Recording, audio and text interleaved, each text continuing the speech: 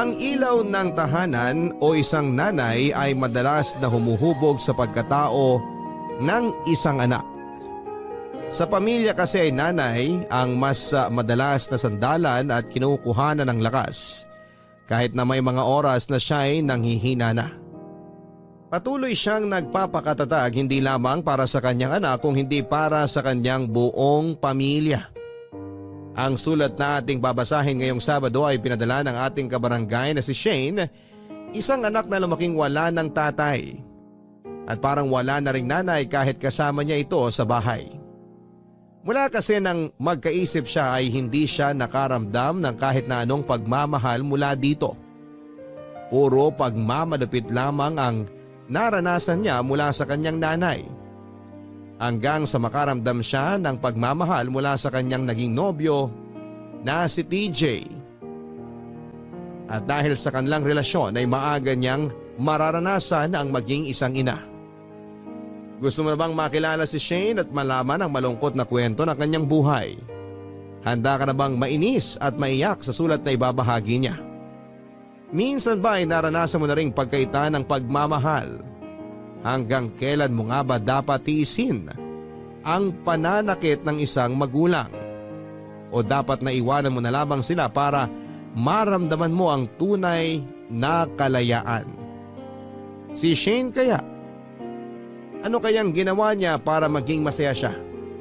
Paano kaya siya magpapakananay kung siya mismo ay hindi nakaranas ng pagmamahal mula sa isang ina? Malalaman natin ang ginawa niyang paraan dito sa mga kwento ng pag-ibig, buhay at pag-asa sa nangungunang Barangay Love Stories number 1. Dear Papa Dudut, lahat tayo ay nangangarap na magkaroon ng isang buo at masayang pamilya. Ayun nga lang, hindi lahat ay sinaswerte na mabiyayaan ito. May ilan na magkakahiwalay man ang mga magulang, nakakatanggap pa rin ng pagmamahal mula sa kanila. At may ilan naman na kagaya ko na kahit kasama pa sila, ni katiting na pagmamahal ay hindi nakaranas mula sa kanila. Papa Dudut, Shane na lang ang itawag ninyo sa akin. 34 years old, taga Mandaluyong at nag-online business ng mga second hand na bag at damit. Matagal na rin po ako nakikinig sa inyong programang Barangay Love Stories. Nakaka-inspire kasi talaga ang mga kwento na ibinabahagi ninyo sa araw-araw. At gusto ko rin na maging isang inspirasyon sa karamihan itong sulat na ibabahagi ko sa inyo sa ngayon. Wala na akong nakagis ng tatay, Papa Dudut. Ang alam ko ay namatay siya dahil sa stroke noong ipinagbubuntis pa lamang ako ni nanay. Kaya mag-isa na lamang si nanay na kasama ko sa buhay. Kaya lang sa ilang taon na kasama ko siya, kailanman ay hindi ako nakaramdam ng pagmamahal mula sa kanya. Mula pagkabata ko hanggang sa maging dalaga ko, palaging sigaw at mura ang naririnig ko mula sa kanya. Minsan nga ay hindi ko maintindihan kung bakit ganon siya sa akin. Hindi ko maintindihan kung bakit parang ni katiting na pangunawa at pagmamahal ay wala siya sa akin, Papa Dudut.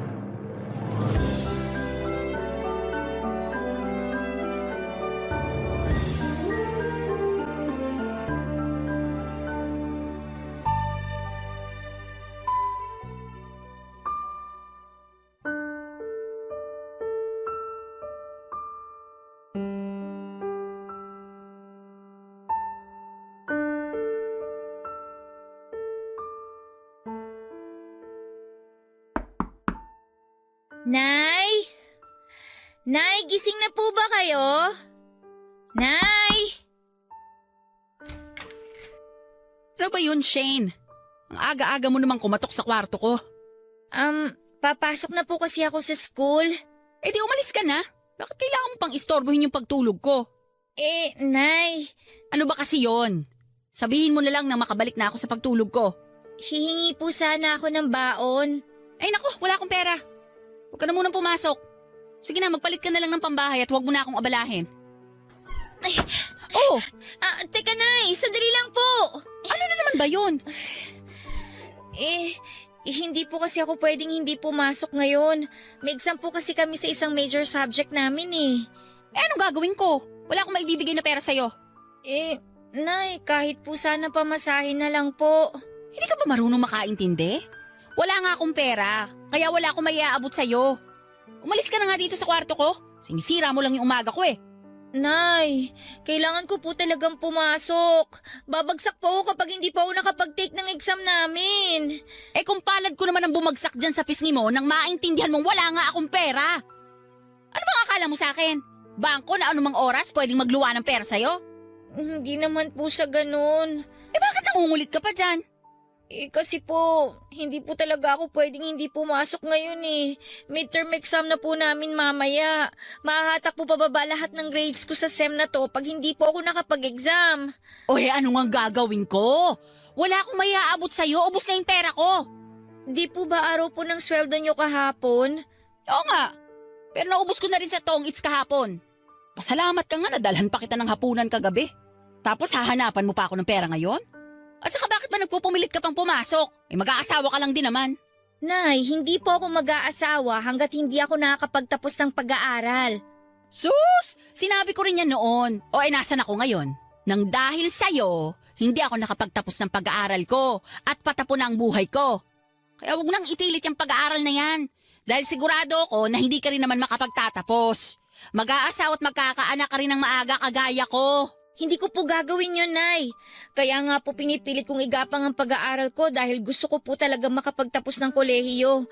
Palagi ko pong minemaintain na mataas ang grades ko para hindi po mawala sa akin yung scholarship ko. Ngayon, sinusumbat mo sa akin yung ginagawa mo. Sino bang pumilit sa'yo na magpatuloy ka dyan sa lintik na kolehiyo na yan? Di ba ikaw lang din naman? Tapos ngayon pahihirapan mo ko. Para rin naman po sa inyo itong ginagawa ko, Nay. Kapag nakapagtapos po ako ng pag-aaral, makakahanap po ako ng maayos na trabaho. At kapag nangyari po yun, mas magiging magaan na po ang buhay natin. Pwede ba, Shane? Itigil mo na nga yung mga panaginip mo na yan. Masyado ka ng ambisyosa. Sigurado naman ako na hindi mangyayari alinman dyan sa mga sinabi mo. Malis ka na nga. Isa pang pangungulit mo sa akin, babagsak na talaga tong palad ko dyan sa pagmumukha mo. Nang magising ka sa pagiging ambisyosa mo. Alis na!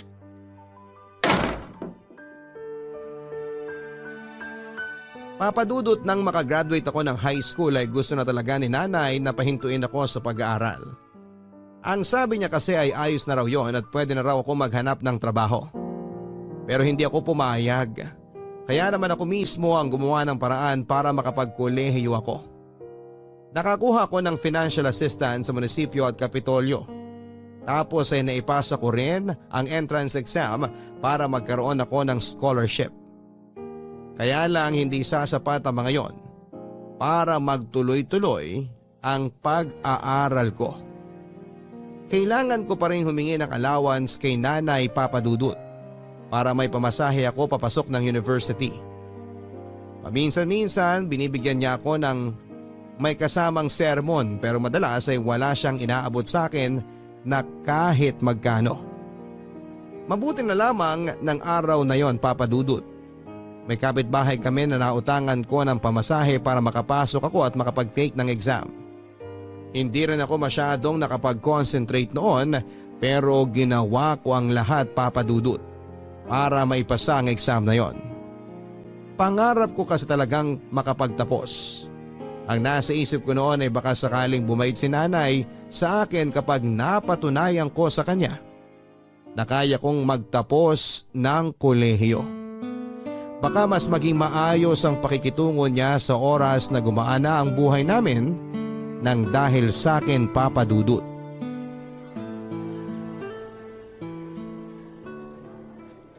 Shane, nandito ka lang pala sa labas ng gym. Kanina pa kita hinahanap. Sorry hindi na ako nakareply sa text mo. Wala na rin kasi akong load eh. Okay lang. Mabuti pala naisipan kong dumaan dito. Pumunta kasi ako sa kantin kanina.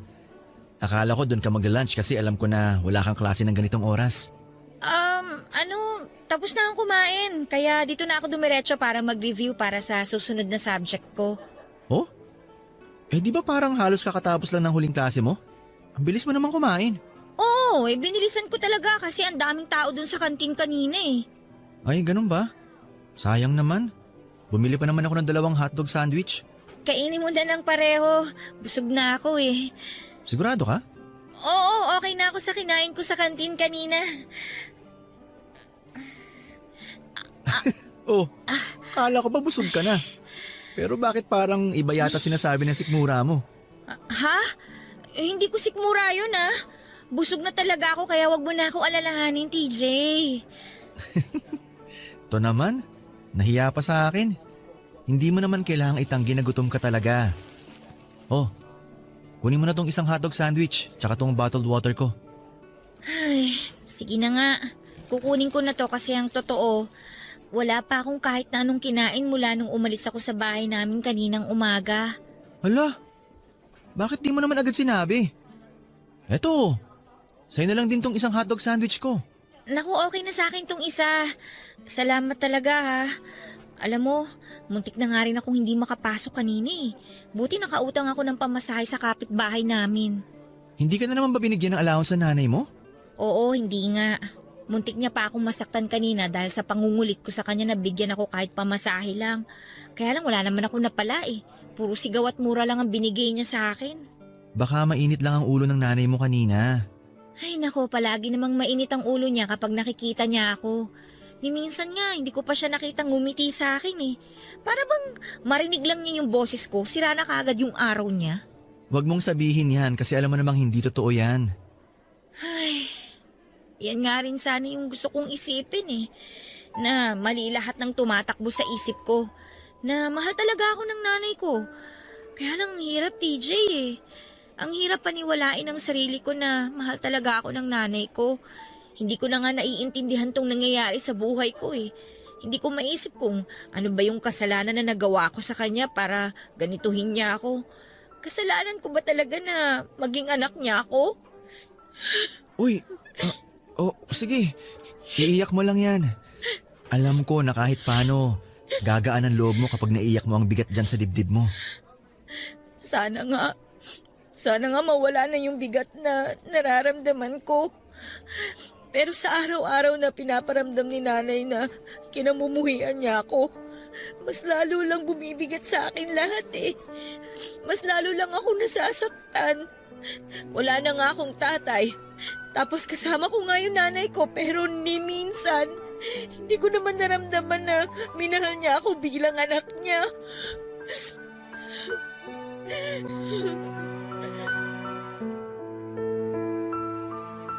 Papadudot mula nang magkaisip ako ay hindi na maganda ang pakikitungo sa akin ni nanay. Palagi niya akong sinisigawan at pinapagalitan. Minsan nga nakakasawa na yon pero tinanggap ko pa rin. Dahil wala naman akong pagpipilian at dahil mahal ko rin talaga ang nanay ko. Sino ba namang anak ang hindi magmamahal sa nanay niya? Parang wala naman, hindi ba? Kaya kahit na hindi nasusuklian ang pagmamahal ko ay ayos lang. Basta kasama ko si nanay. Sa malupit na mundong kinalakhan ko sa piling ni nanay ay si TJ ang naging kaibigan at karamay ko, papadudot. Magkaklase kami noong nasa high school at naging malapit na magkaibigan. Malapit lang din kasi sa bahay namin ang bahay nila. Tumagal ang friendship na yon hanggang college dahil pareho kaming scholar sa university. Hindi rin kasi magaan ang buhay nila kaya kailangan niya ring pagsikapan na makapag-aral sa kolehiyo. At dahil pareho kami halos na nakaka-relate sa maraming bagay, mas lalo tuloy kaming naging malapit sa isa't isa, papadudot. Papadudot habang tumatagal ay mas lalong nagiging malupit ang pagtrato sa akin ni nanay, para bang mas lumalaki pa nga ang galit niya sa akin. Kaya naman mas nahihirapan ako na pakisamahan siya. Dumarating pa sa point na nasasaktan na niya ako ng pisikal. Nasasampal niya ako. Inahagisa ng mga matitigas na bagay kapag nalalasing siya at palagi niya akong kinukumbinse na huminto na lamang sa pag-aaral. Pero syempre hindi ako pumayag, papadudot. Alam ko na ang pagtatapos ko sa kolehiyo ang pwedeng makapag-ahon sa amin sa hirap. at pwedeng maging daan para mapalapit ako kay nanay. Papadudot sa mga mabibigat na oras na pinagdaraanan ko ay si TJ ang naging kausap at sandalan ko. Palagi siyang nasa tabi ko para kahit papaano ay pagaanin ang loob ko. Kahit kailan. Hindi ko siya naringgan ng masamang salita na tungkol kay nanay. Sinasabi niya lang sa akin na intindihin ko si nanay at sigurado siya na darating ang panahon na mararamdaman ko rin ang pagmamahal nito. Nang dahil doon papadudot ay nahulog na ang loob ko kay TJ. At ang pagkakaibigan namin ay nauwi na nga sa pag-iibigan. Ang tagal naman ni TJ. Kanina pa siya nag-text na pupunta na siya rito pero hanggang ngayon wala pa rin siya. Kinakabahan na tuloy ako eh. Be, Uy, Be! Mabuti naman dumating ka na. sorry hindi kaagad ako nakalis ng bahay kasi nagigib pa ako ng tubig panlaban ni Mama. Okay lang. Upo ka na dito sa tabi ko. Sige. Ano palang meron at bigla ka nakipagkita sa akin ngayon? May gusto sana akong sabihin sa'yo eh. Ano yun? TJ, mahal mo ba ako? Anong klaseng tanong yan, Be? Sagutin mo na lang kasi. Mahal mo ba talaga ako? Seryoso ka ba sa relasyon natin? O baka naman fling lang lahat to para sa'yo? Shane, mahal kita. Sobra. Nasa high school pa lang tayo. May espesyal na ako nararamdaman para sa'yo. Hindi ko lang kaagad sinabi kasi ayoko masira yung pagkakaibigan natin. Pero ngayon na may relasyon na tayo, palagi kong ipaparamdam sa'yo sa lahat ng paraan kung gaano kita kamahal. Oh, bakit ang lalim naman ng buntong hininga mo? Sabihin mo na kasi kung ano yung gusto mong sabihin sa akin para… Buntis ako. Ha? Ang sabi ko, buntis ako. Sigurado ka ba? Oo. Kasi nakadalawang pregnancy test kit na ako eh. Parehong positive yung lumabas. Pero isang beses lang naman natin ginawa yun, di ba? Isang beses lang may nangyari sa ating dalawa. TJ, kahit 1 o 10 beses man na may mangyari sa atin, alam mo na posibleng mabuntis ako. Kasi ginawa pa rin natin yun. Ikaw naman kasi, bakit kinulit mo pa ako nung araw na yun eh? Hindi ko alam na mabubuntis ka kaagad. Ipapalaglag ko na lang tong bata. Anong sabi mo? Kailangan ba talaga na ulitin ko lahat ng sinasabi ko? Hindi naman. Pero alam mo na napakalaking kasalanan ng gusto mong gawin. Mas magiging kasalanan ko, isisilang ko siya sa mundo pero hindi ko naman siya mabibigyan ng maayos na buhay. Hindi ko nga naramdaman kung paano magkaroon ng nanay eh. Kaya paano ako magpapakananay sa batang nasa tiyan ko ngayon? Mas mabuti pa na mawala na lang siya. Kesa maranasan pa niya yung hirap na dinanas ko. Hindi ako papayag. Nakapagdesisyon na ako, TJ. Wala ka nang magagawa. Anak ko rin yan. Kaya hindi ko hayaan na gawan mo siya ng masama. Pananagutan ko anak natin, Shane. Totoo ba yung sinabi mo? Oo naman! Hindi ako duwag para iwanan ka sa ganyang sitwasyon. Mahal kita. Kayo nang magiging anak natin. Hindi ko hahayaan na may mangyaring masama sa inyong dalawa. Pangako, gagawin ko ang lahat para maging mabuting partner at tatay ako sa inyo ng magiging baby natin.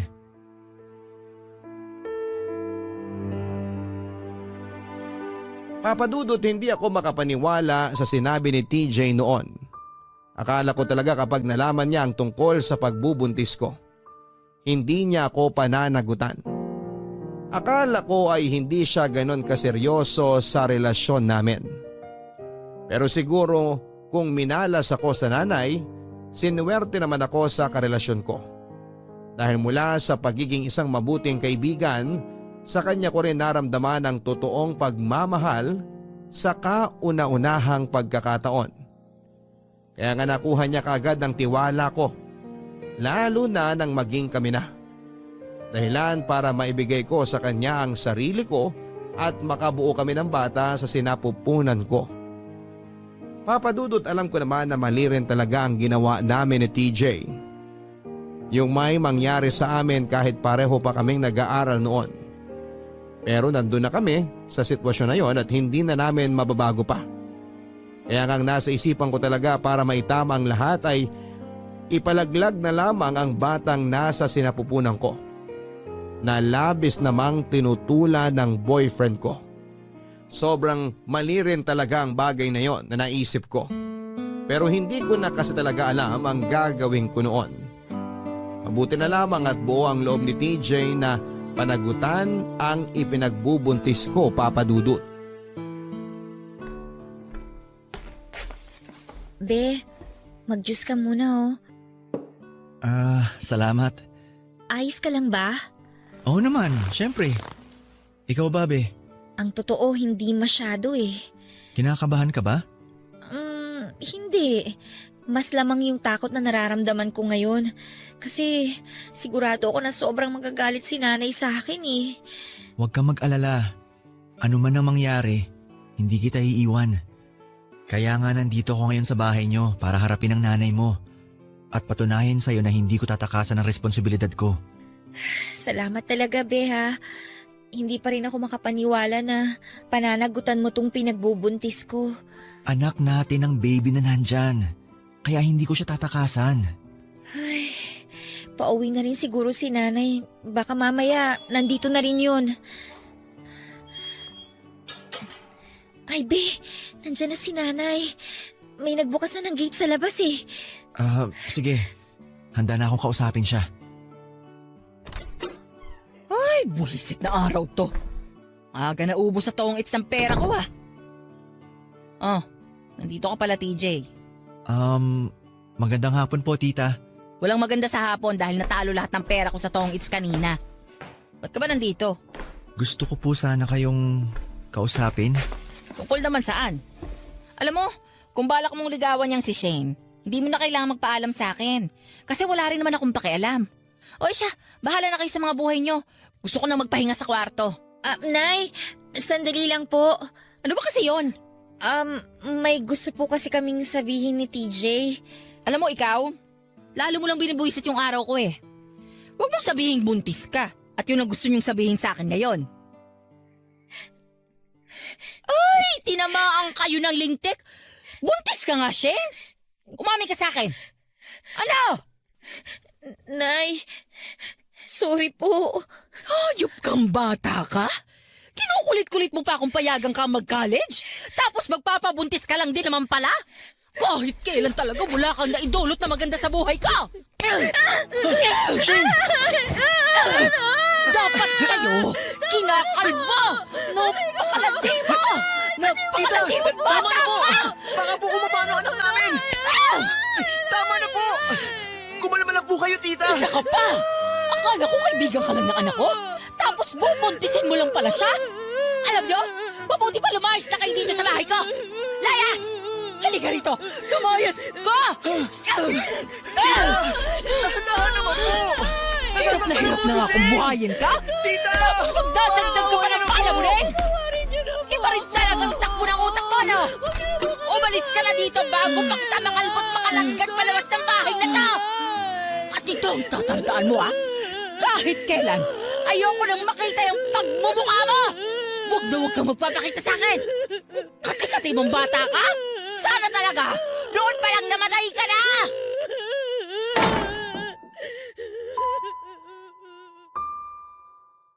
Papa Dudut, ayoko talagang umalis ng bahay noon. Hindi dahil sa takot ako na mamuhay kasama si TJ, kung hindi dahil ayokong mapalayo kay nanay. Ayokong mapahiwalay ako sa kanya at magkaroon ng dahilan para mas magalit siya sa akin.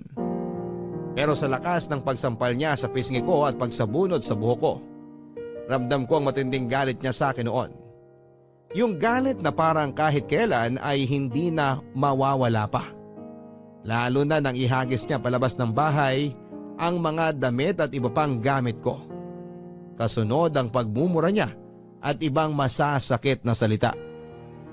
Doon ako kinumbinsi ni TJ na umalis na sa bahay ni Nanay Papa Dudut. Tinulungan niya ako na kunin at bitbitin ang mga inihagis ni Nanay na gamit ko.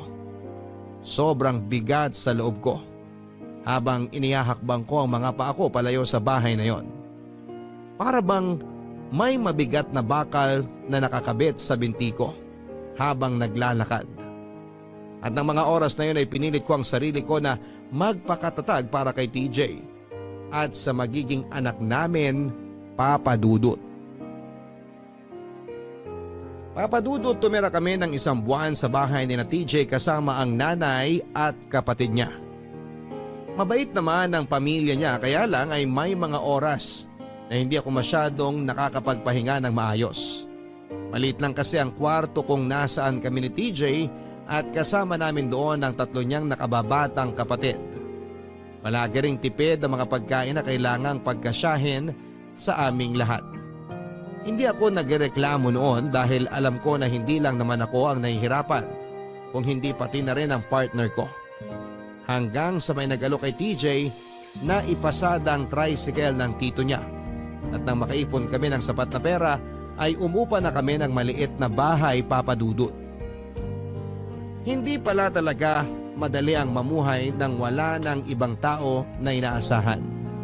Ang dami naming inisip noon kasama na ang gastusin sa bahay at mga vitamins na kailangan sa pagbubuntis ko. Mabuti na lamang at may libreng check-up sa center sa barangay namin na nakapagpatipid sa amin. Para na kaming totoong mag-asawa noon, Papadudot. Kaya dapat ay palagi kami nagtutulungan sa lahat ng oras. Be, eto na yung pares at balot natin. Ayan! Sa wakas! Namiss ko talagang kumain yan. Eto na yung para sa'yo. Pinadagdagan ko pa talaga ng laman yung pares mo. Thank you, be. Amoy pa lang, natatakam na ako. Sigurado ka ba na ayos lang sa'yo na dito tayo sa may paresan kumain ngayon? Oo naman. Bakit mo naman natanong? Wala lang. Baka lang gusto mo kasi na makatipid tayo kaya sinabi mo na dito na lang tayo kumain. Ano ka ba? Matagal ko na talagang gustong kumain ng pares at balot. At sigurado ko na ito rin ang gustong kainin ng baby natin ngayon. Paano mo naman nasabi? Paano kasi 'di ba ang sabi nila, kung ano raw yung gustong kainin ng nanay na nagbubuntis, yun din daw yung gustong kainin ng baby na nasa sinapupunan niya. Kaya sigurado ako na pareho kami ng gustong pagkain ni baby.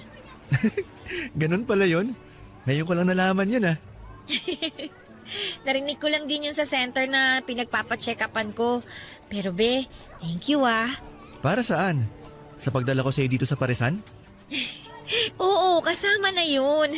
Nagulat nga ako nung niyaya mo kung kumain ngayon sa labas eh. Hindi na kasi natin masyadong nagagawa to. Tsaka may extra naman akong pera kaya niyaya kita mag-date tayong dalawa ngayon. Kahit na dito lang. Alam mo, ang swerte ko talaga sa'yo, be. Kaya thank you talaga ha. Thank you kasi hindi mo kami pinababayaan ng magiging anak natin. Mahal kita, pati na rin ang baby natin. Kaya gagawin ko ang lahat para maiparamdam ko sa inyo ang pagmamahal na yon. Ayun nga lang, pagpasensya nyo na lang muna sana kung ano lang yung kaya kong ibigay sa ngayon. Be, lahat ng ginagawa mo para sa amin ni baby, sobrang pinagpapasalamat ko na yon. Nag-uumpisa pa lang naman kasi tayo, kaya marami pa tayong pagsubok na pagdadaanan sa buhay. Alam mo, na-realize ko na hindi pala talaga madali ang bumuo ng pamilya. Tama ka dyan, be. Pero alam mo, wala akong pinagsisisihan sa nangyari sa ating dalawa, lalo na dito sa baby na nasa tiyan ko. Aaminin ko na natakot talaga ako nung umpisa, pero ngayon nakasama na kita at saka malapit na akong manganak. Wala na akong ibang nararamdaman kundi puro saya na lang. Oh, bakit parang naluluha ka na, be? Hindi ah. Hindi raw. Pero malapit nang tumuloy ang uhog mo. Sira. Natutuwa lang naman ako kasi sa dinami-dami ng lalaki sa mundong to, ikaw pa talagang binigay ng Diyos sa akin. Bakit? Ayaw mo ba? Siyempre gusto ko. Sakto nga eh.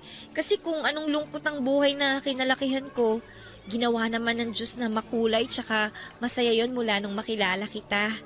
Shane, alam ko na hindi talaga madali yung mga pinagdaanan mo. Natin.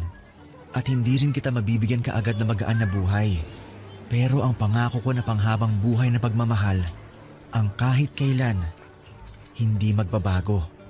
Asahan mo yan, Shane.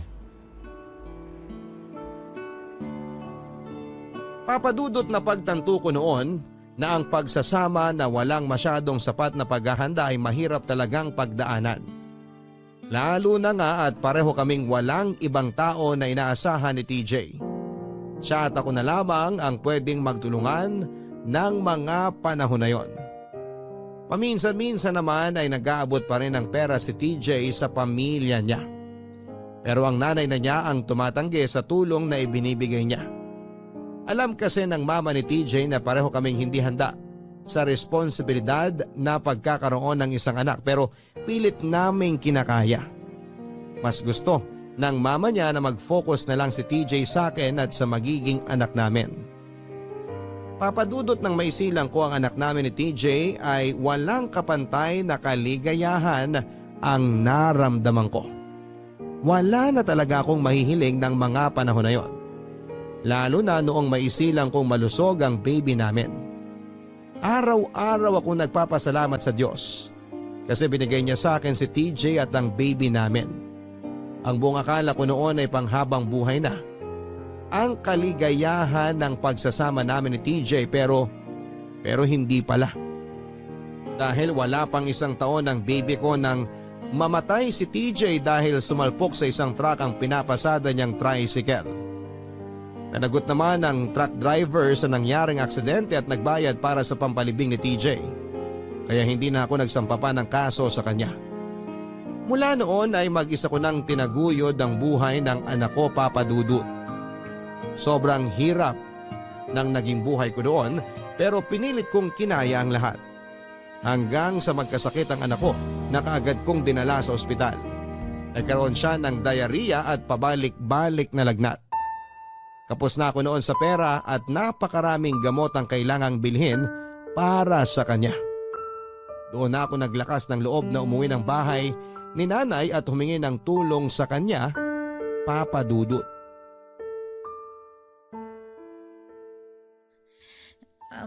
Nay? Ano ginagawa mo dito? Hindi ba ang sabi ko, ayoko nang makita yung pagbumuka mo. Nay, kailangan ko po ang tulong niyo. Naku, ayan na nga bang sinasabi ko? Pupunta ka lang talaga dito kapag kailangan mo ng tulong. Tungkol sa pera yan ano? Sa akin ka pa talaga humingi. Wala kang mapapala dahil wala akong pera. Parang awa niyo na po. May sakit po kasi ang baby ko. Kailangan ko po talaga ng pera ngayon, Nay. Tama nga ako. Pumunta ka lang dito sa bahay ko dahil kailangan mo ng pera. Hindi lang po basta perang kailangan ko, Nay. At hindi po to para sa sarili ko. Para po to sa anak ko. Sa apo po ninyo. Nasa ospital po siya ngayon. Sa wala nga akong pera dito eh. Anong gusto mong iabot ko sa'yo? Gusto mo bang wakwakin ko tong tiyan ko at dukutin ko yung isang kidney ko? Benta mo para magkaroon ka ng pera. Ikaw talaga, Shane. Noon pa man, napakahirap mo umintinding bobo ka eh. Umalis ka na. Wala ka talagang mapapala sa akin. Bakit po ba ang tigas-tigas ninyo? Hoy! Huwag mo ako sinisigaw-sigawan. Baka nakakalimutan mong nandito ka sa bahay kong leche ka. Gusto ko lang naman pong malaman ang dahilan kung bakit ganyan kayo sa akin eh. Buong buhay ko, wala na akong ibang naramdaman sa inyo kung hindi pagmamalapit lang. Tumahimik ka! Dami mong sinasabi? Kung talagang puro pagmamalupit lang ang pinaranas ko sa'yo, matagal ka na dapat patay. Kung tutuusin, napakalaki nga ng utang na loob mo sa akin eh. Kasi kahit hirap na ako, binuhay pa rin kita. Sana nga matagal nyo na lang akong pinatay. Kasi ang hirap mabuhay na may kasama akong tao na tinatawag kong nanay. Pero ni minsan naman, hindi nagpakananay sa akin. Bakit po ba galit na galit kayo sa akin? Ano po ba yung kasalanan ko sa inyo para ganituhin ninyo ako? Anak niyo naman po ako, di ba? Pero bakit hindi ko naramdaman na tinuring niyo akong anak? At mas lalong hindi ko naramdaman na naging nanay ko kayo?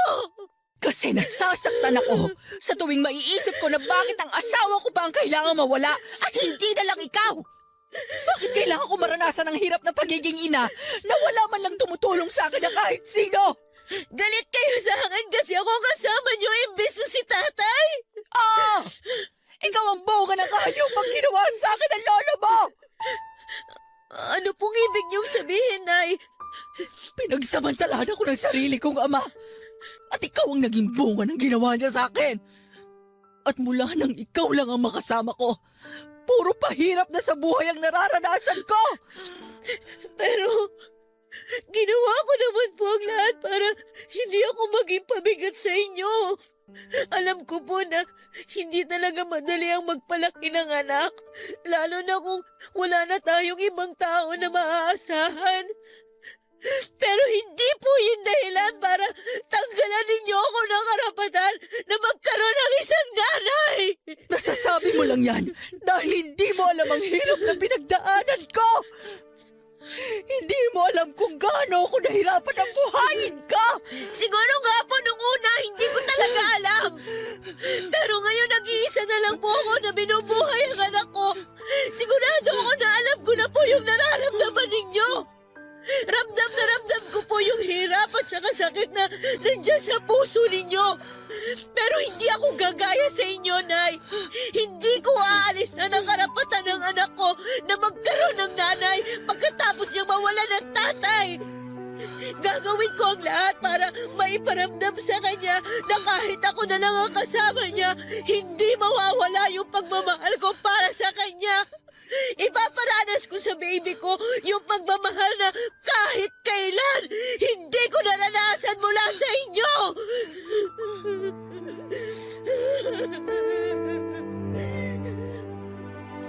Papadudot, akala ko ay pagkamatay lang ni TJ ang nagtula kay nanay para maging isang malupit na ina sa akin, pero hindi pala. Dahil hindi kaagad natapos doon ang pagtatalo at sumbatan naming dalawa. Hanggang sa ikwento na nga ni nanay na hindi pala talaga ako anak ng lalaking napangasawa niya. Anak ako ng ama ni nanay na nagsamantala sa kanya noon. Nobyo niya raw si tatay nang mabuntis siya ni lolo ko. Doon na raw sila nag-decide ni tatay na magtanan at panagutan ang pinagbubuntis ni nanay. Kahit na hindi niya ako totoong anak. Plano na raw kasi ni nanay na ipalaglag talaga ako, pero si tatay lang ang pumigil sa kanya. Nagtana na nga noon si tatay at nanay at lumayo sa lugar ni na lolo Papadudut. Pero nakarating pa rin sa kanila na namatay nang mag-isa sa bahay si lolo dahil sa atake sa puso. At bago pa ako maipanganak ay si tatay naman ang namatay, dahilan para muling maramdaman ni nanay ang hirap ng nag-iisa sa buhay. Yun daw ang naging dahilan kung bakit ni minsan ay hindi siya naging masaya na kasama niya ako. Dahil naisip niya raw na sana hindi niya na lang ako binuhay at baka raw mas masaya pa ang pagsasama nila hanggang ngayon ni tatay kung eto raw ang nabuhay at hindi ako Papadudut. Grabe ang mga nalaman ko noon, Papadudut. Hindi ko alam na bunga pala ako ng pagkakasala. Kaya pala ganoon na lamang din ang galit sa akin ni nanay, kasi sa akin niya binunto ng galit na para kay lolo na nagsamantala sa kanya. Pero wala naman akong kasalanan. Hindi ko ginusto na mabuhay sa mundong ito at maging anak niya. Hindi ko ginusto na mabuhay ng walang nararamdamang pagmamahal mula sa nanay na kinalakhan ko. Pagmamahal lang mula sa kanya ang gabi-gabi na ipinagdarasal ko na sana ay maranasan ko. Pero kailanman ay hindi nangyari noon. Papadudot, pagkatapos kong makipagtalo kay nanay ay dumiretso ako sa bahay ng pinsan kong si Tina. Anak siya ng pinsan ni mama at naging schoolmate ko noong high school. Sa kanya ako humingi ng tulong at sa awa ng Diyos ay tinulungan naman niya ako pagdating sa mga gastusin para sa anak ko. Malapit din ako sa pinsan ko na yon at siya ang palaging tumutulong sa akin noong nag-aaral pa ako. Kaya labis ako nagpasalamat sa kanya kasi hindi siya napagod na tulungan ako, Papadudut.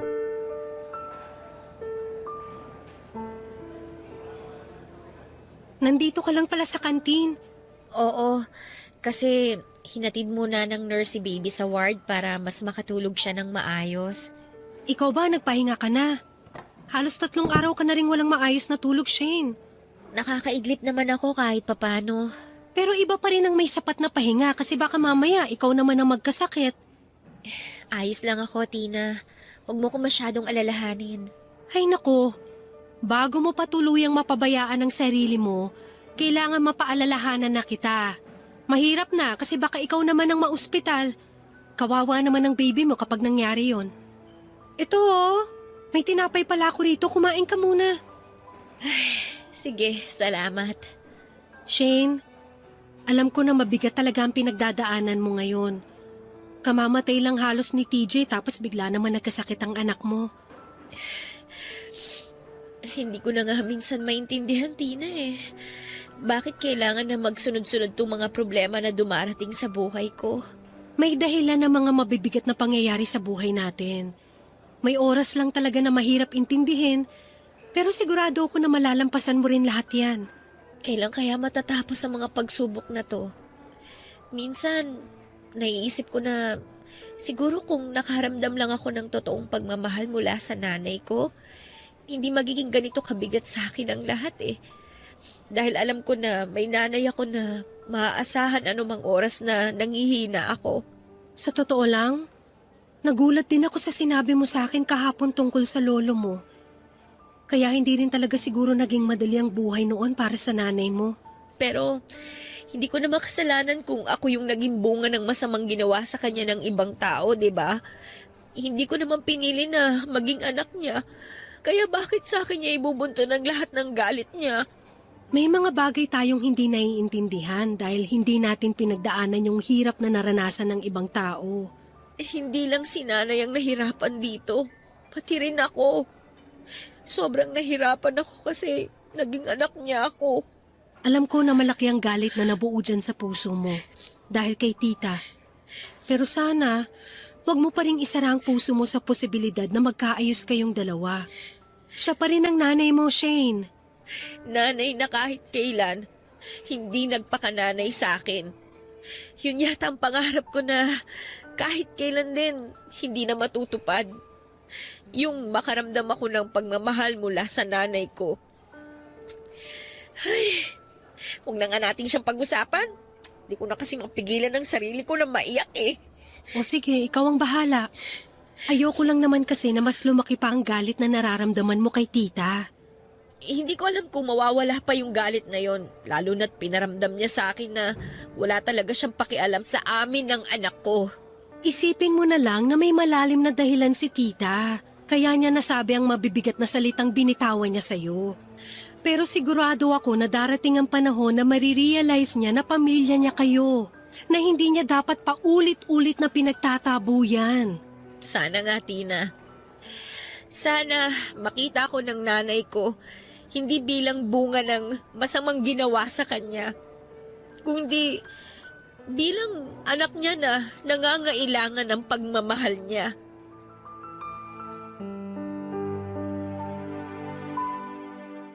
Papadudot dahil sobrang gipit na talaga ako noon at naawa na ang pinsang kong si Tina sa kalagayan ko. Kaya patuloy niya akong tinulungan.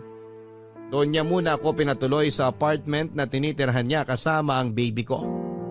Binigyan niya pa ako ng maliit na puhunan para makapagsimula ako ng online business ko ng mga damit at bag. Madali kong naayos sa mga yon dahil nasa bahay lang naman ako madalas. Tapos naasikaso ko pang anak ko habang nagnenegosyo ako. Papadudot pakiramdam ko ay doon na nagsimulang maging mabait sa akin ang panahon dahil nagtuloy-tuloy na. Kahit paano napagaanin ang buhay ko. Naging maganda kasi ang resulta ng pag-online business ko.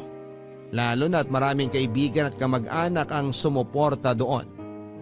Hanggang sa hindi ko namalayan na may 1 taon na rin pala ang lumipas. 1 taon nang magaan kahit papaano ang buhay ko kasama ang anak ko at si Tina. Ayun nga lang, may bagay pa rin na patuloy na bumabagabag sa loob ko. Yun ay ang nanay ko na halos 1 taon din akong walang naging balita, papadudot. Ay, grabe. Nakaupo rin sa wakas. O ito ang juice, uminom ka muna. Ayun, salamat. Kanina pa nga ako nauuhaw eh. Paano ka naman hindi mapapagod at mauuhaw? Non-stop ang pagkilos mo mula nung magsimula ang birthday party ng anak mo. Ang dami rin kasing batang dumating kaya natuwa ako. Uy, Tina, thank you nga pala sa inyo ng mama at kapatid mo ha. Sobrang laki na naitulong nyo sa pag-aayos nitong birthday party ni baby. Wala yun. Alam mo naman kung gaano kamahal ni mama ang anak mo. Kita mo nga at ayaw niya pang bitawan hanggang ngayon si baby, oh. Sabik na rin daw kasi siya magkaapo kaya bigyan nyo na raw siya. Nako, Matagal pa yung magiging apo niya sa amin. Wala pa nga kaming boyfriend pareho ng kapatid ko eh. Ayun lang. Maghanap muna kayo ng mabo-boyfriend ninyo. Ay, pero, Tina, salamat talaga ha. Para saan? Nag-thank you ka na kanina. Hindi lang naman para sa birthday party ng baby ko, kundi para sa pagtulong mo sa amin.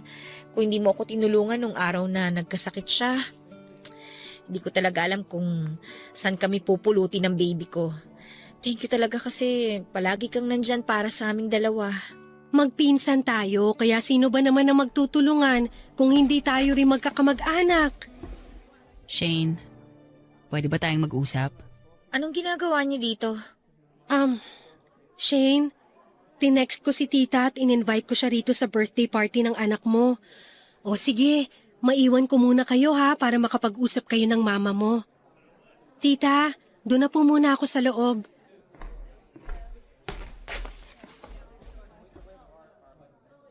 May dala nga pala akong regalo para sa apo ko.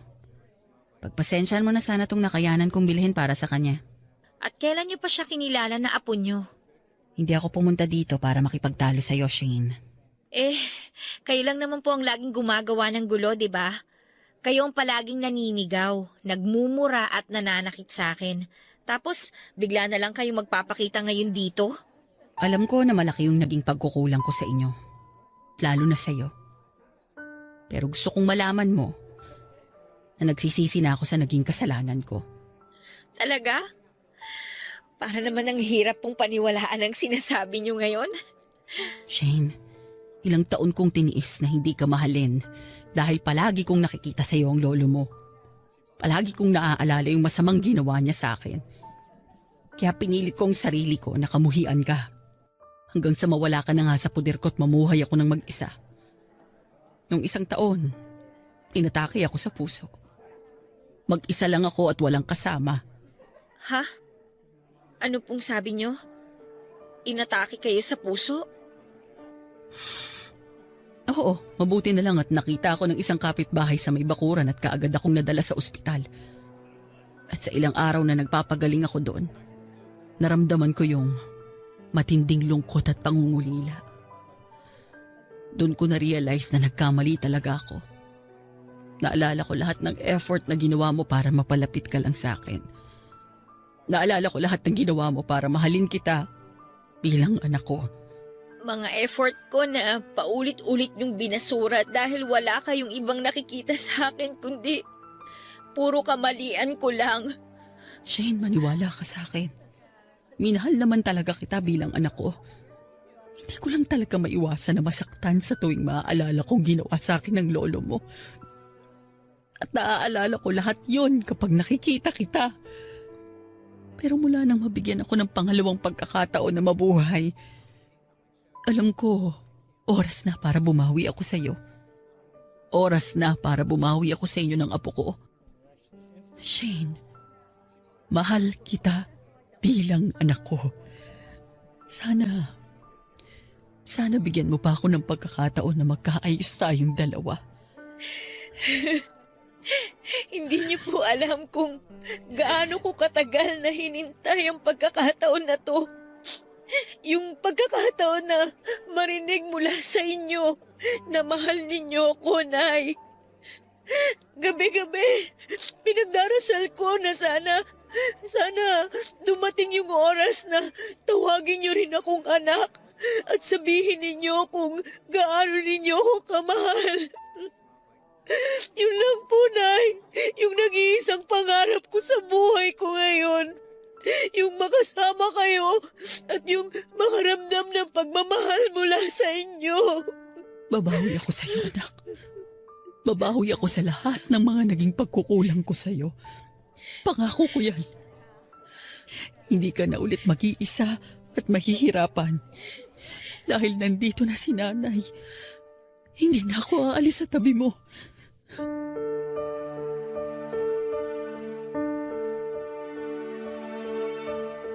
Papadudot aaminin ko na sobra ang bigat at galit na nararamdaman ko noon kay nanay.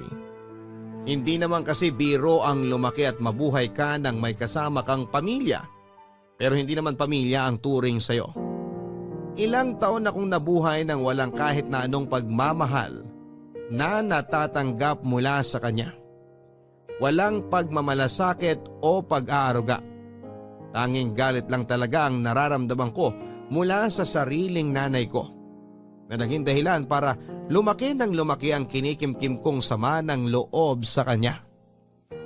Ganon pa man papadudot ng araw na yon ay nag-decide ako na kalimutan ang lahat ng hinanakit ko noon sa kanya. Lalo na nang marinig ko mula sa kanya sa kauna-unahang pagkakataon ng salitang anak at pagmamahal. Hindi madaling kalimutan ang sakit at sugat na ginawa niya sa akin dahil sa ilang taon na pagsasama namin na puro pagkamuhi lang ang pinaramdam niya. Pero handa akong pilitin na paghilumin ang sugat na yon para tuluyan na kaming magkaayos ni nanay. Yun naman kasi talaga ang matagal ko ng pangarap. Ang maramdaman ng tunay na pagmamahal mula kay nanay. Papadudot na tapos ang pag-uusap namin ni nanay na parehong basa ng mga luha ang pisngi namin at sa mahigpit na iyakapan. Mas naiyak si nanay nang makita at mayakap niya ang anak ko sa kauna-unahang pagkakataon. At nang linggo rin na yon ay lumipat na kami ng tirahan ng anak ko sa bahay ni nanay. Wala nang paglagyan ang saya noon ng puso ko, papadudot. Dahil tinupad ni nanay ang pangako niya sa akin na babawi siya sa amin ng nanay ko. Araw-araw niyang pinaparamdam sa amin ang pagmamahal niya. Nagtulungan kami sa mga gastusin at gawaing bahay. Ngayon ay mas malago na ang aking online business at napayos ko rin ang bahay ni nanay bilang pasasalamat sa kanya. Papadudot, salamat sa pagbibigay oras na mabasa itong sulat ko. Sigurado ako na may aral itong naiwan sa ating mga kabarangay na nakapakinig ng aking kwento. Kahit na hindi naging madali ang buhay ko noong umpisa, ang mahalaga ay pareho naming natutunan ni nanay na magpatawad at paghilumin ang sugat ng nakaraan. Yun ang naging daan para maiparamdam namin sa bawat isa ang tunay na pagmamahal. Hanggang dito na lang muna ang inyong forever kapuso at kabarangay, Shane. Maraming salamat, Shane, sa pagsulat mo sa programang Barangay Love Stories. Tama ka na malaki talaga ang aral sa buhay na naiwan nitong sulat mo sa araw na ito. Sa dinami-rami ng pagsubok na pinagdaanan mo sa buhay mo, kahanga-hanga na nagawa mo yung lampasan kahit halos wala ka ng ibang kinakapitan upang kuna ng lakas. Kaya naman ngayon ay mas naging matatag ka na, lalo na nang makasama mo na ang nanay mo at maramdaman ang totoong pagmamahal nito. At sa susunod na muli kang panghinaan ng loob ay magdasal ka lamang, Shane. Kung mararamdaman mo man na parang wala kang kakampi, palagi lang nandyan ang Poong May Kapal upang iparamdam ang kanyang presensya at pagmamahal. Mga kapuso, siguro nga hindi lahat ay sineswerte na magkaroon ng mapagmahal na magulang. Pero walang magulang na nanaisin na mapasama ang kanilang mga anak. May oras lang talaga siguro na mahirap silang intindihin dahil sa kanilang mga pinagdadaanan sa buhay. Pero palagi rin sana nating tandaan na hindi tayo mabubuhay sa mundong ito kung hindi dahil sa kanila. Kaya mahalin natin sila sa bawat oras na pwede pa natin silang makasama. Hanggang sa muli, ako po ang inyong si Papa Dudut sa mga kwento ng pag-ibig, buhay at pag-asa sa Barangay Love Stories number 1. Hindi magandang kumuha ng higit pa sa iyong pangangailangan. Dapat isipin pa rin ang iba bukod sa iyong sariling kapakanan. Ikaw, kapuso, kaya mo bang hindi man lamang ng kapwa kung nakahain na sa iyo ang maraming grasya?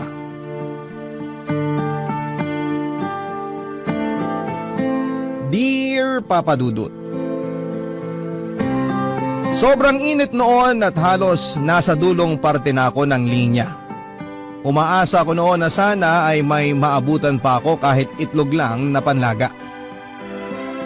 Pinagmasdan ko ang mga taong nasa pila at tulad ko ay alam kong nagdarasal din sila noon na sana ay may maabutan pa silang maiuwi mula sa community pantry na yon, Papa Dudut. Ito po ang kwento ng aking pagpila noon sa community pantry kasama ang aking anak na si Nika. Ako nga pala si Cheryl, 40 years old at isang single mom dito sa Dagupan. Mula noong nauso ang community pantry ay wala kaming ibang ginawa ng aking 18 anyos na anak na si Nika kundi ang pumila at umasang may makukuha mula sa mga ibinibigay ng ibang may kaya. May learning disability po si Nika. Hindi naman apektado ang pananalita niya pero sadyang mabagal ang progress ng kanyang isipan. Sa edad niya noon na 18, ang level ng utak niya ay parang sa 7 taong gulang na bata. Kailangan ko rin siyang isama dahil walang mapag-iwanan sa kanya noon sa bahay. Dalawa lang kasi kaming magkasama noon sa buhay, Papa Dudut. Nakita at naramdaman ko ang hirap ng pagpila noon. At may mga pagkakataon nga dati na wala na kaming naaabutan ng aking anak, kundi asin at luya na lamang. Pinatos pa rin namin yon at ginamit ko noon sa pagluto ng lugaw na halos 1 dakot na lamang sa kamay ang bigas na aking ginamit, Papa Dudut. Ang hirap pong maging mahirap, pero ano bang magagawa namin noon? Yon ang sinisiksik ko sa aking utak, Papa Dudut.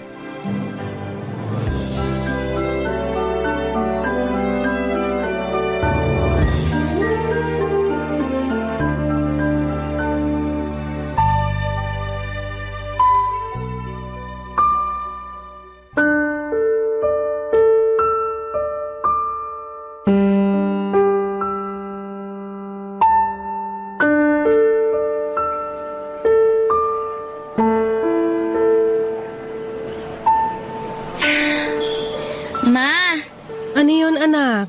pwede na po ba tayong umuwi? Kanina pa po kasi tayo dito. Ang init-init.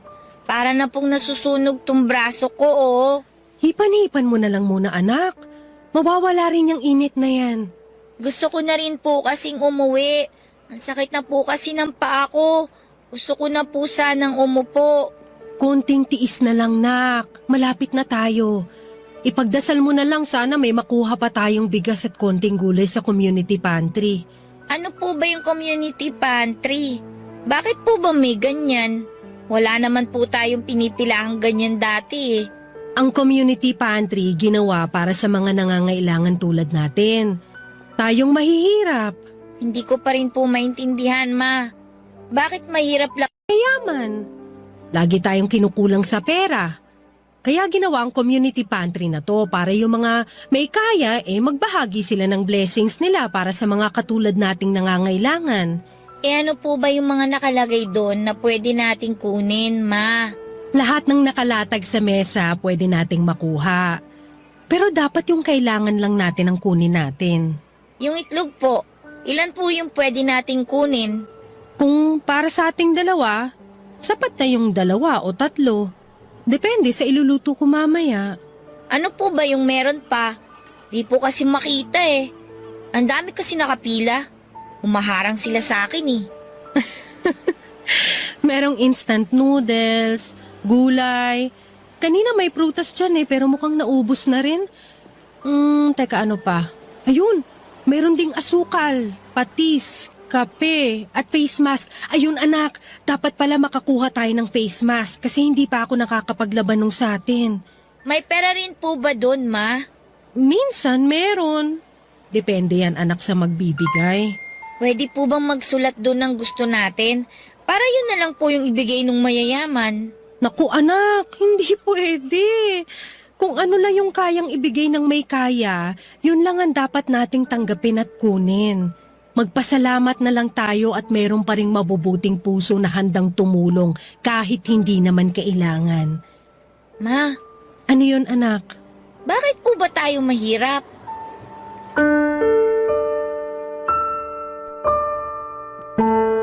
Hindi ko makalimutan ang naging tanong na yon ni Nika, Papa Dudut. Hindi ko rin alam ang isasagot sa kanya noon. Bakit nga ba kami mahirap? Yan din ang tinanong ko noon sa sarili ko. Dahil ba yon sa pagiging single mom ko? Iniwan ako noon ng tatay ni Nika 1 buwan after ko siyang maipanganak. Wala akong ibang choice kundi ang buhayin siyang mag-isa. Kinaya ko naman. Naging isa kong sales lady sa isang tiyangge at kinaya naman ang sahod ko noon na buhayin kaming dalawa. Pero dahil nga sa pandemya nadamay ako noon sa mga natanggal. Sinubukan ko namang humanap noon ng trabaho pero nabigo ako, Papa Dudu. Kaya naman nagsimula ako na pumila sa mga community pantry para mabigyan ng solusyon ang kakulangan namin noon ng pangtusto sa pang-araw-araw.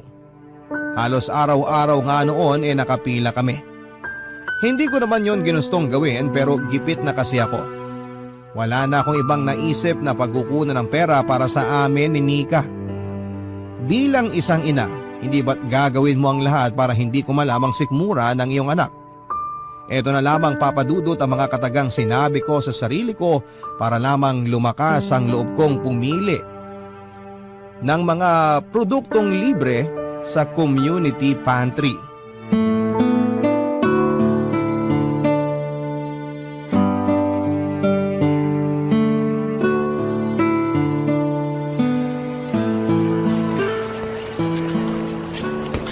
Ma, Ano yun?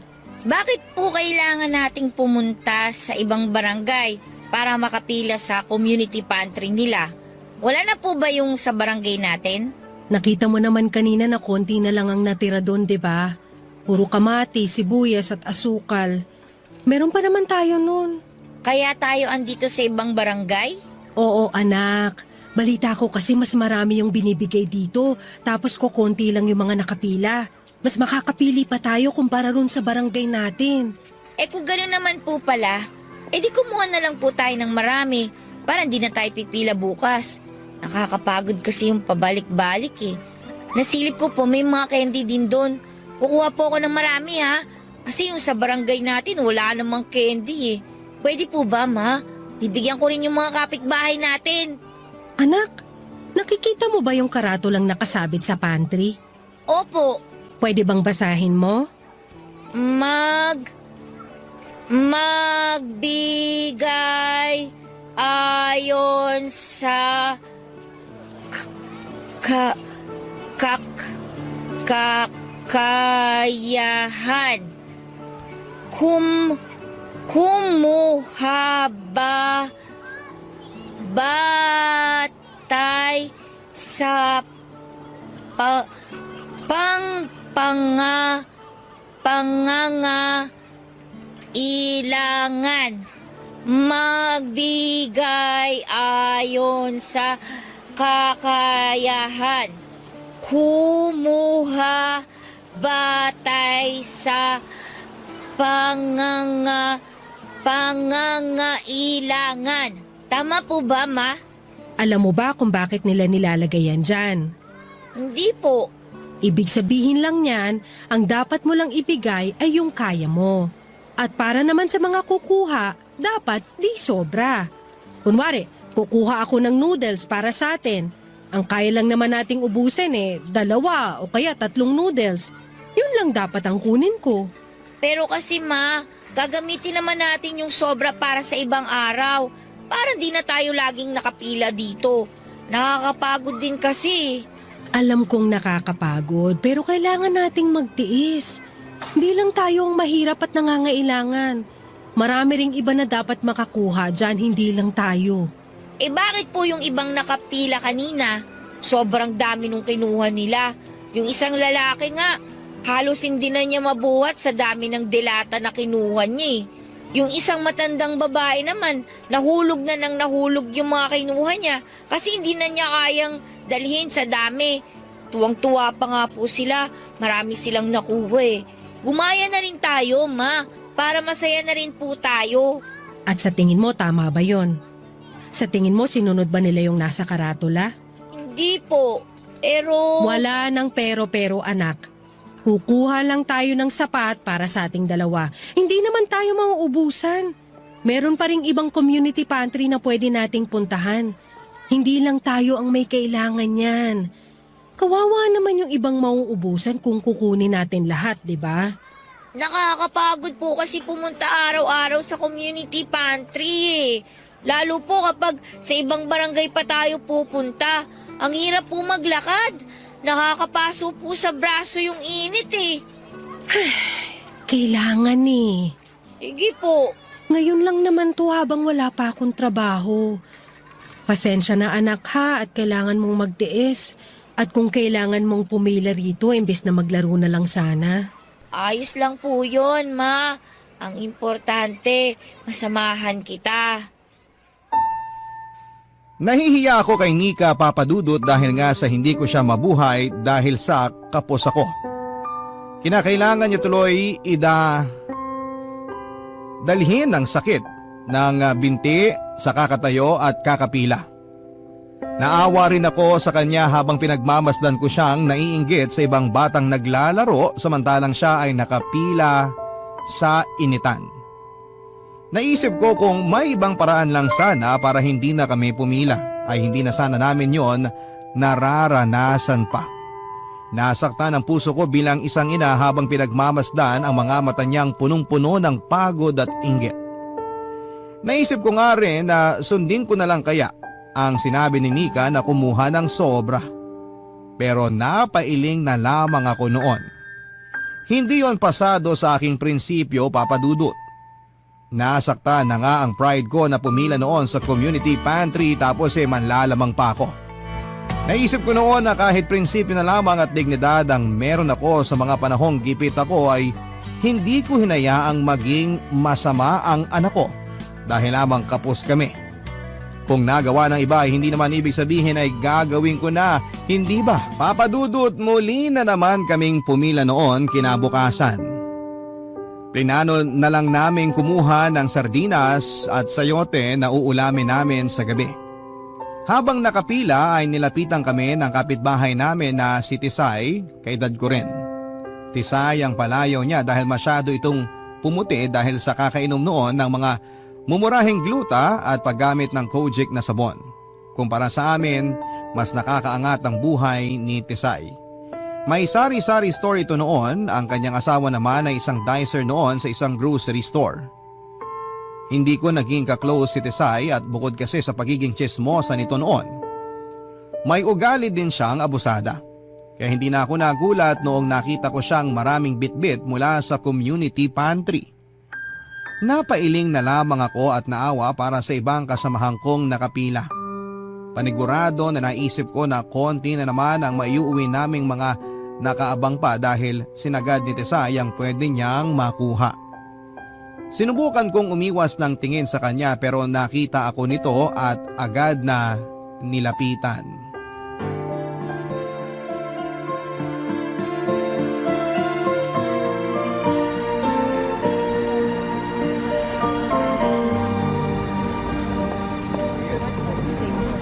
Cheryl!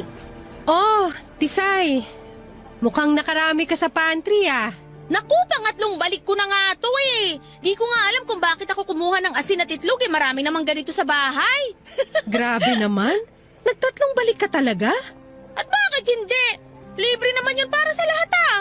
Pero paano naman yung ibang nakapila rin?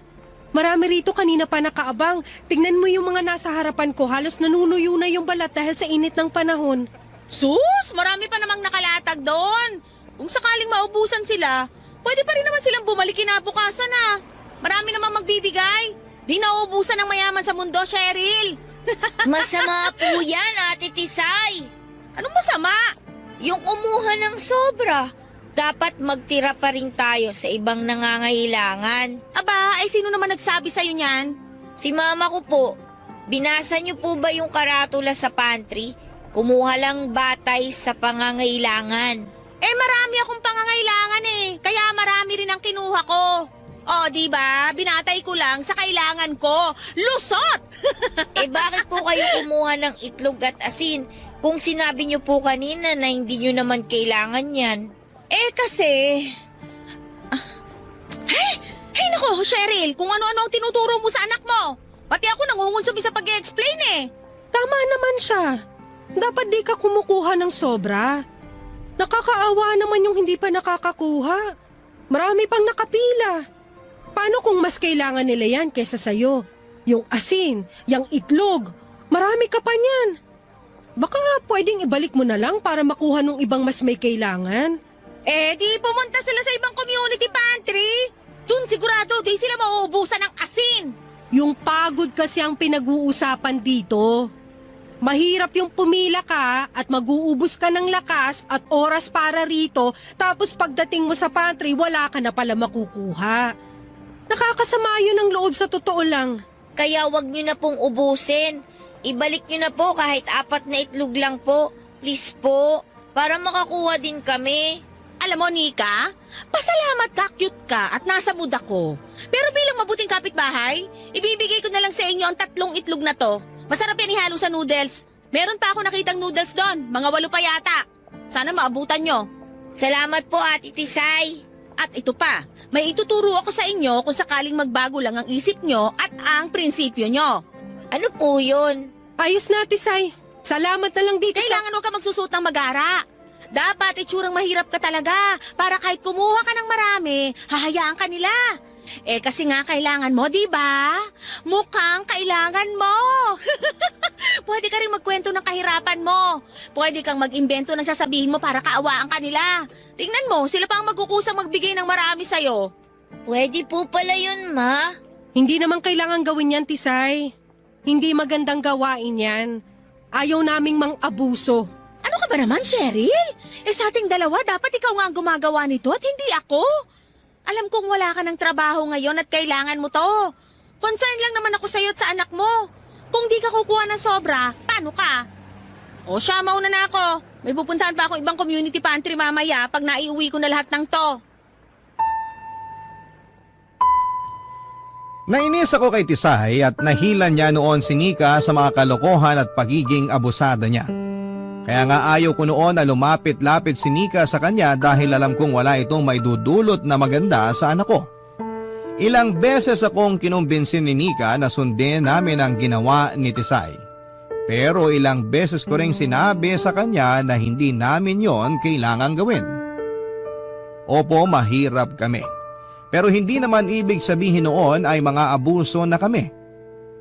Naisip ko lang na nakakahiya naman sa mga namimigay kung sobra-sobra naman kami sa pagkuha.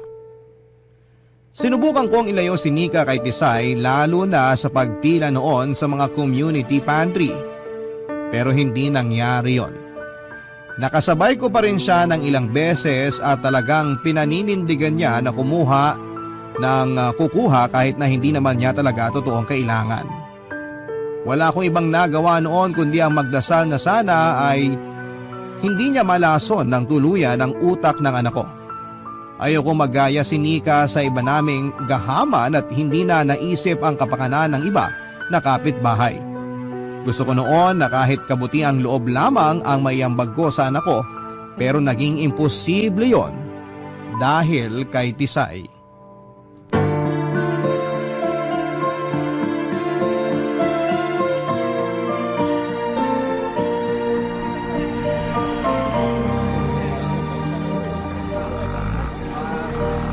Cheryl!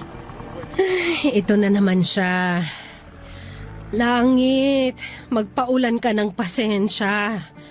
Sana bumaha ng pasensya para hindi tumirik ang mga mata ko sa pagkabwisit. Ano po sabi nyo, Ma? Hindi ko po kayo narinig. Wala anak. May binibilang lang ako sa utak ko. Binibilang ko lang kung ilang okra yung kukunin ko para sa ating dalawa. Cheryl!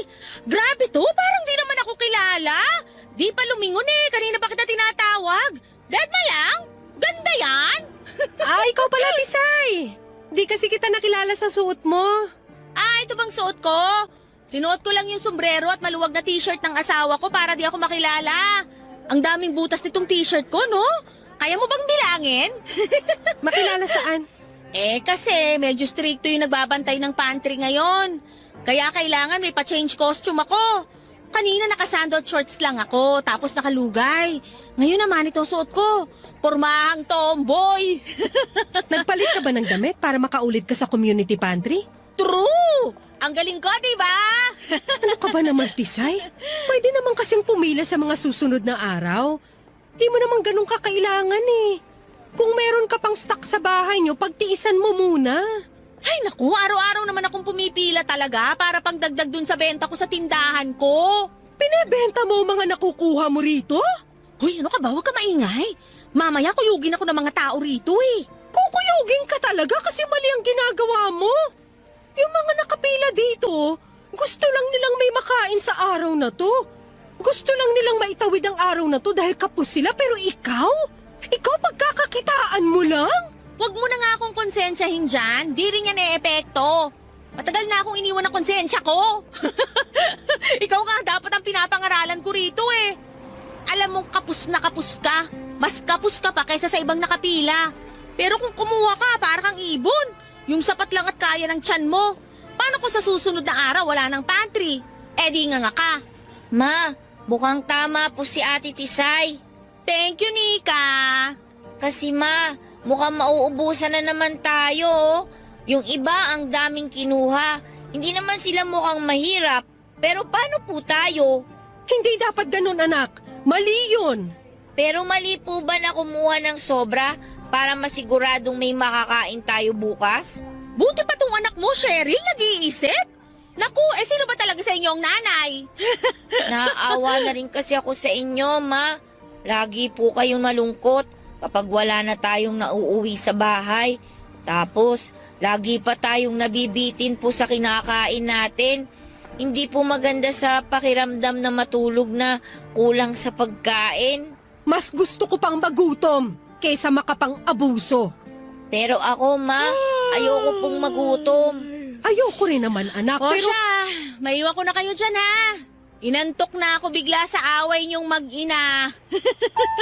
Nalungkot at naawa ako noon kay Nika, Papa Dudut. Pero pinilit ko pa rin pinaunawa sa kanya na mali ang sinabi ni Cheryl.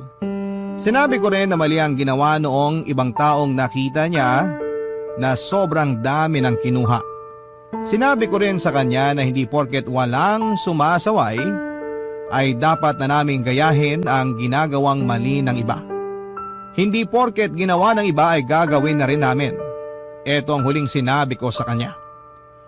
Tumango lamang siya noon pero alam kong hindi siya sumang-ayon sa akin. Nainis pa ako noon, Papa Dudut, noong nakita kong marami ang katulad ni Tisay. Ang daming kinuha, di na halos nag-iwan sa iba. Nalungkot ako. Hindi para sa amin ni Nika, kundi para sa iba na kumakalam na rin ang sikmura noon pero walang magawa kundi ang umuwi na lamang. Ayokong mamuhay sa mali noon si Nika, Papa Dudut. Kaya nga kahit halos nalaso na noon ni Tisay ang utak niya, ay hindi pa rin ako napagod na ipaalala sa kanya ang prinsipyo ko. Mali, Papa Dudut, ang manlamang. Mali ang mga abuso. Ito ang naging paulit-ulit kong sinasabi sa kanya noon. Kabarangay, i-share mo ang iyong barangay love stories. Sabay-sabay nating pakinggan ang iyong kwento ng pag-ibig, buhay at pag-asa. Ipadala lang sa barangaylovestories@yahoo.com. Naghanap ako ng trabaho para hindi na kami pumila sa community pantry, Papa Dudut. Hindi na kasi maganda ang nakikita noon ni Nika. Puro kasakiman ang nakita niya sa mga pila sa community pantry. Naisip ko na kapag tumagal na ganito ay baka magaya na rin si Nika sa kanila. Hindi ko hinayaang mangyari yon, Papa Dudut. Kaya kahit alam kong mahirap ay sinikap ko noon na makahanap ng trabaho pero nabigo ako. Nangutang na lamang ako sa ibang kamag-anak ko noon kahit konti lang, pang raos lang. Sinabi ko kasi sa sarili ko na hindi na kami pipila sa mga community pantry. Pinaalala nila sa akin na huwag kong talikuran ang pagkuha ng kailangan namin sa pantry dahil mas praktikal yon. Pero mas inuna ko ang prinsipyo ko. Sobrang tinipid ko kung ano ang meron na lamang kami.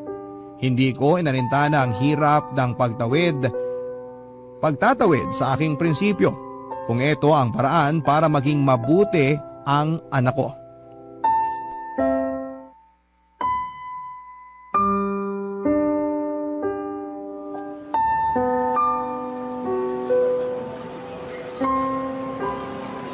Ma, Oh, bakit po hindi na tayo pumipila sa mga community pantry?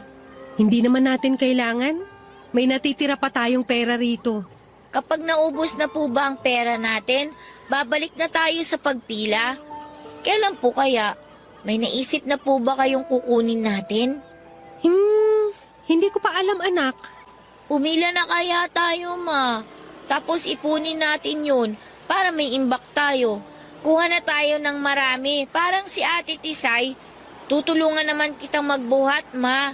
Pwede nga po yung tinuro ni Ate Tisay eh. Yung mauuna po kayong pumila. Tapos ako naman yung susunod sa inyo. Para makarami tayo.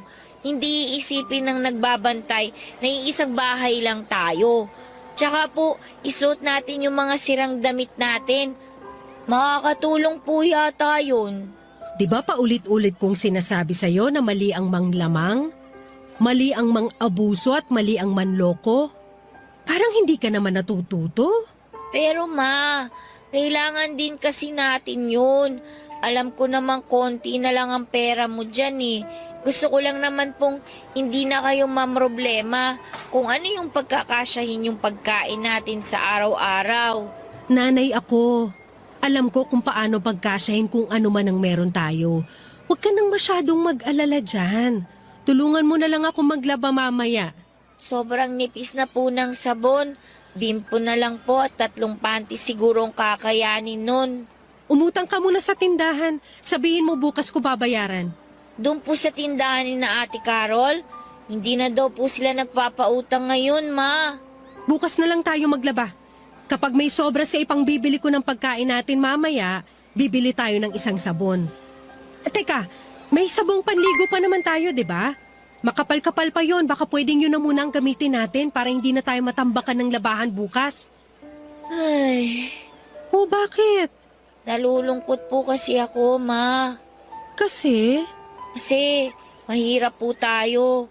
Kailangan natin laging magtiis, magtipid. Nalulungkot ako na puro tayo lugaw. Nalulungkot ako kasi, kasi wala kayong masyadong pera sa bulsa nyo. Makakaraos din tayo, anak. Matapos lang ang pandemyang ito, promise ko sa'yo hindi na lugaw ang laging kakainin mo. Bakit po kasi tayo mahirap, ma? Bakit yung iba naman mayaman? Hindi naman yata tama yun. Anak, ang importante, namumuhay tayo ng... Marangal. Alam ko na po yan, ma. Lagi niyo pong sinasabi sa akin yan. Pero paano naman po yung gutom natin? Mabubusog ba tayo kapag araw-araw tayo magiging mabuti?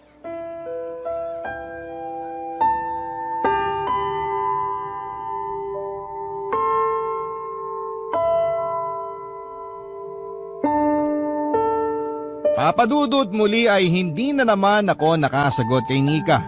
Matalinong bata po si Nika at alam kong marami itong nalaman sa kanyang paligid kahit sa murang edad niya. Kaya nga naging maingat ako sa kanya sa pinapakita ko. Naging maingat din ako sa mga taong pinapalapit ko sa kanya dahil gagayahin niya ang mga taong ito hanggang sa kanyang pagtanda. Nalungkot lamang ako, Papadudot, na sa ganong edad ay nakita niya ang kahirapan namin. Hindi ba't dapat walang ibang iniisip ang mga bata kundi ang paglalaro lamang?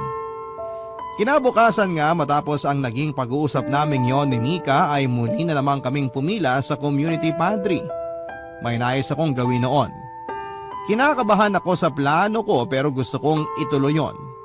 Maaga kaming pumila noon at dinamihan ko ang pagkuha sa pantry.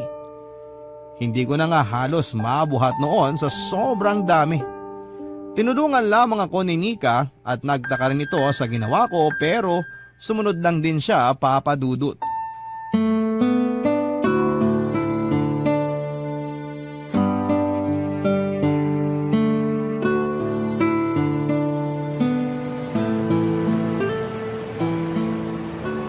Ma, bakit po ang dami ata nating kinuha ngayon sa community pantry? Ayos lang yan, anak.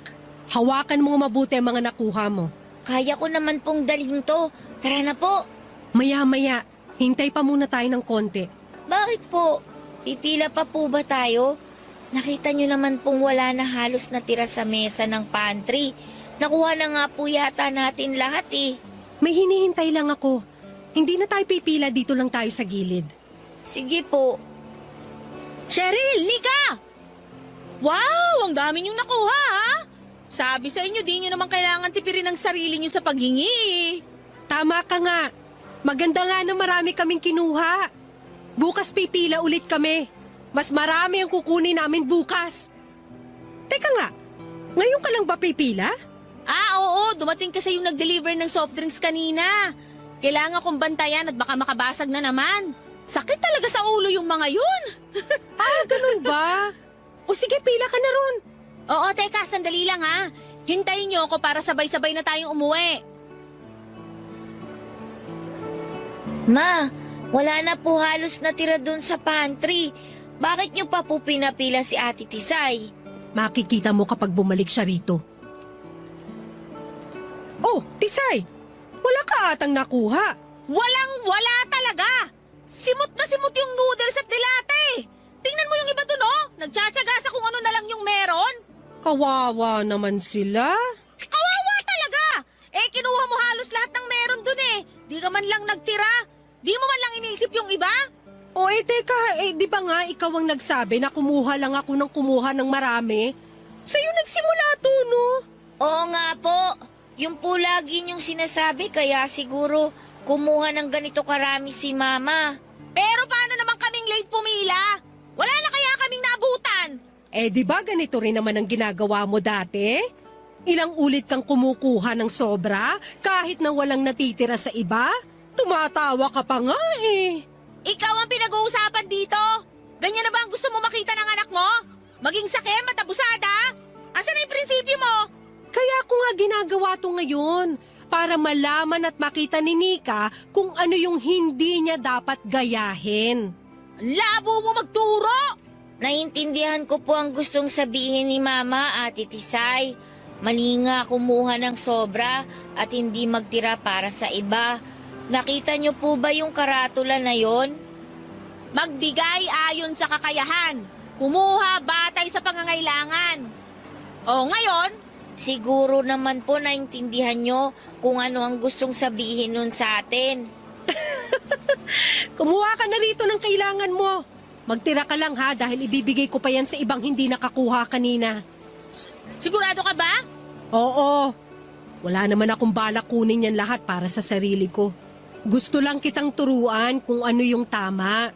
Ibibigay ko naman yan sa iba at sa'yo. Sana po sa susunod, hindi na po tayo manglamang. Ay, ona. O siya, pengin itong meatloaf tsaka okra. Gusto ko tong ulam mamaya eh. Hindi ko to bebenta, promise. Yan lang po ba? Oo, ito lang kailangan ko. Salamat, Cheryl ha. Pinamahagi ko rin ang araw na yon ng mga nakuha ko mula sa pantry at kinausap ko noon ng organizer at sinabi ko ang bala kong gawin. Pumayag naman siya at inayaan ako noon na hakutin ang mga pagkain sa mesa at hindi ko naman yon sinolo. Gusto ko lang maturuan ng leksyon noon si Tisay. Nag-work naman papadudot at mula nga noon ay hindi na siya nanguha ng higit pa sa kanyang kinakailangan. Natuto siyang magtira para sa iba at natuwa kami ni Nika. Natapos na ang community pantry sa aming lugar at napapangiti pa rin ako kapag naaalala ko ang mga naging karanasan namin. I-update ko lang kayo sa nangyayari ngayon sa buhay ko ha. Yaya po ako ngayon ng anak na organizer ng community pantry na nakausap ko po dati. Naawa ito noong nalamang wala akong trabaho. Malit lang ang sahod ko pero masaya ako dahil marangal po ito. Ikaw, ano ang kwentong community pantry mo? Ang inyo pong kapuso at kabarangay forever, Cheryl.